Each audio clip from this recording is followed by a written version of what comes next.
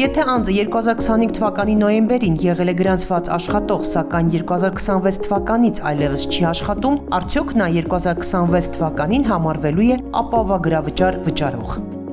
Հարգելի քաղաքացի, եթե դուք 2025 թվականի նոյեմբերին եղել եք գրանցված աշխատող և ձեր աշխատավարձը կազմել է 200,000 դրամից ավելի,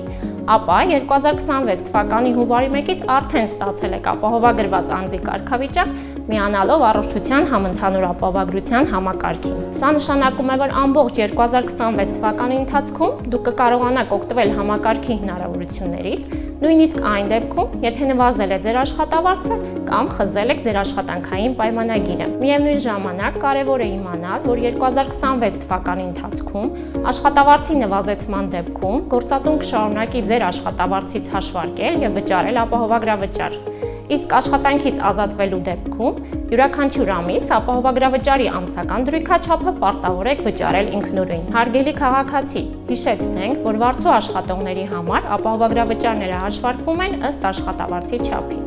Մինչև 500,000 դրամ աշխատավարձի դեպքում ձեր աշխատավարձից կպահվի 4,800 դրամ, իսկ մնացած 6,000 դրամը կվճարի պետությունը։ 500,000 դրամից ավելի աշխատավարձի դեպքում ձեր աշխատավարձից կպահվի 10,800 դրամ։ Եղեք տեղեկացված։